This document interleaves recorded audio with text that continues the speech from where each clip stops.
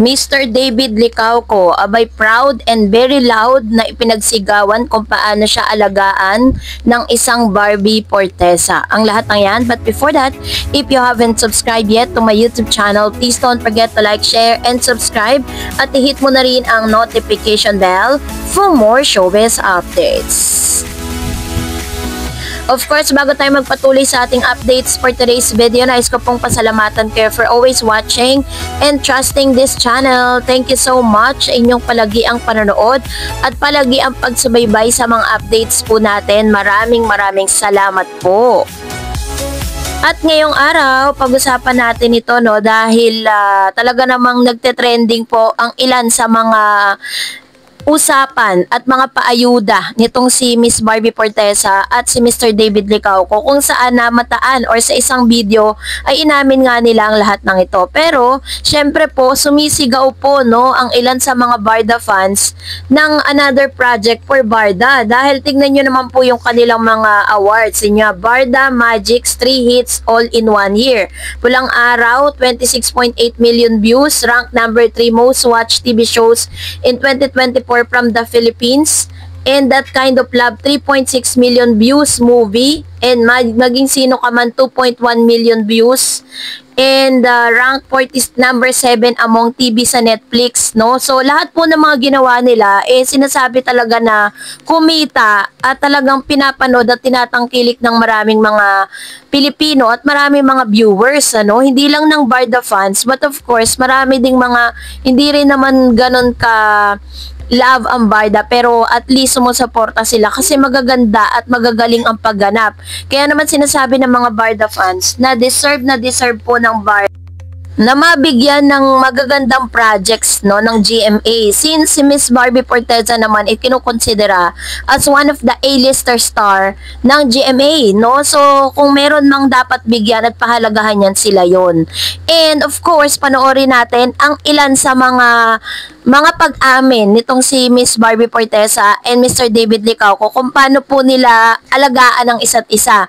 Dito sa mga videos na to na talaga na magte-trending ngayon sa social media, ay grabe po yung kanilang mga pag-amin, Talaga pinapakita nila dito na sobrang lalim na ng pagkakakilala nila sa isa't isa. Panoorin natin ang video clip na ito. Language. Go Barbie. Siguro yung love language na nare-receive ko galing sa kanya, mas words of affirmation, ganyan. Mahilig siyang mga musta, mahilig siyang nagsasabi ng, totoo to hindi ako ng etros. Pag-feeling niya down ako that day, sasabi siya ng, ganda mo ngayon ganyan. Pinipilig ko naman, or wala lang. Secret na lang namin. Mamaya wala ka, sabihin ko sa kanila yung sagot ko. Ayan, mga words of affirmation. Tapos, pag nararamdaman niya antok na ako, binibilan niya ako ng coffee. So, yung mga acts of service, gift giving. Halos lahat naman. Ang inintay ko na lang talaga yung physical touch. Ikaw! Alam mo, nagugulat ako. Nagugulat ako sa ate ko talaga na to. Si Barbie kasi, iniintindi niya ako. So, anong tawag doon? Acts of service. Yeah, she understands me, like how I am. Like, she would always ask me kung kamusta ako, okay ka lang ba? Wala yung sinasabi yun, okay ka lang ba? Physical touch siya. Oo. Nag-hug. Nag-hug na. Oo. Tsaka alalay, di ba? Tsaka words of affirmation din. Oo. Isa mo, ang galing ko, congrats sa ganito. Ang cute mo, gano'n. Sabi ko yun? Joke. Hindi, ayun, mga ganyan. Mas reassurance, ganyan, words of affirmation, mas ganyan. Sa isang panayam inilathala ng Philippine Star noong May 21, 2025, ibinahagi ni Barbie Forteza at David ang kanilang mga love language, ang paraan kung paano nila ipapakita at ipaparamdam ang kanilang pagmamahal. Si Barbie ay nagbiro sa simula na ang kanyang love language ay Barbie dolls. Ngunit kalaunan ay ibinahagi na ang tunay niyang love language ay words of affirmation. Ayon sa kanya, mahilig si David magbigay ng mga positibong salita at papuri na nagpapasaya nagpapasaya at nagpapalakas sa kanyang loob. Para kay Barbie, ang mga simpleng salita ni David ay may malalalim na epekto sa kanyang emosyonal na kalagayan. Samantalang ibinahagi rin naman ni David ang kanyang love language na acts of service. Pinakita niya ang kanyang pagmamahal sa pamamagitan ng mga simpleng gawain tulad ng pag-aasikaso kay Barbie sa set, pagtulong sa kanyang mga pangangailangan at pagtiyak na komportable siya sa kanilang mga proyekto. Para kay David, ang paggawa ng mga bagay para kay Barbie ay isang paraan ng pagpapakita ng kanyang malasakit at pagmamahal. Ang pangunawa sa love language ng isa't isa ay mahalaga sa anumang relasyon. Sa kaso ni na Barbie at David, ang kaalaman sa love languages ay nagpapalalim ng kanilang koneksyon at nagpapabuti ng kanilang komunikasyon. Ang kanilang bukas sa pag-uusap tungkol sa kanilang mga pangangailangan at kagustuhan ay nagpapakita ng kanilang maturity at dedikasyon sa isa't isa. Ang pagiging bukas ni Barbie at David tungkol sa relasyon ay nagdulot ng inspirasyon sa maraming mga tagahanga. Marami ang humanga sa kanilang pagiging totoo at sa kanilang pagsisikap na panatiling pribado ang ilang aspeto ng kanilang buhay habang nagbibigay pa rin ng inspirasyon sa iba. Ang kanilang relasyon ay naging simbolo ng modernong pag-ibig na may respeto, komunikasyon at pangunawa.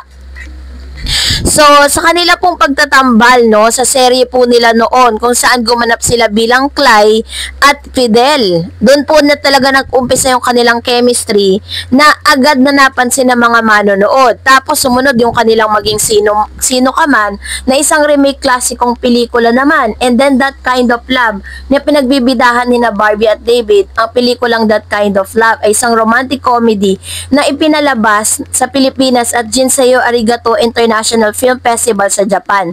Sa pelikula, gumanap si Barbie bilang Mila, isang dating coach, at si David naman bilang Adam, silang lalaki naghahanap ng pag-ibig. Ang pelikula ay tumanggap ng positibong mga review at pinuri ng mga sa kanilang pagganap. So, talagang masasabi natin na si Barbie po at si Mr. David Licauco ngayon, talagang nagle-level up yung kanilang pinapakita nila sa publiko that they really know each other's well.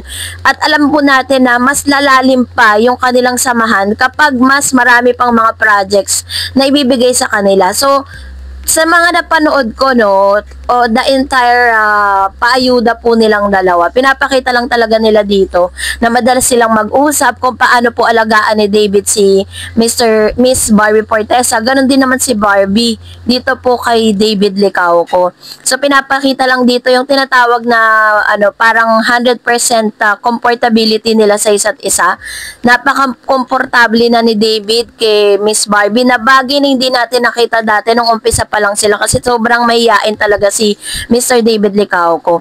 And si Barbie naman, very jolly at talagang parang sobrang masiyahin siya, 'di ba? Parang opposite talaga yung kanilang kanilang character. Pero dahil po doon sa kanilang character na 'yon, is talagang nag-jive sila sa isa't isa. Ayan. So, sabi nga ni Miss Barbie Fortesa, inaantay na lang daw talaga niya yung tinatawag na physical touch. No? Hindi naman kasi lahat ng lalaki very touchy kasi baka mamaya ma-misinterpret naman siya ng girl. 'Di ba? Kasi pag very touchy na kasi yung lalaki, tinasabi parang brusko, parang mayabang, parang presko, 'di ba? Siguro dinadahan-dahan lang muna ni David kasi ayaw niya na ma-misinterpret ni Miss Barbie Fortesa 'yon. Si Barbie, ayun naman palang inaantay kay Mr. David Licauco.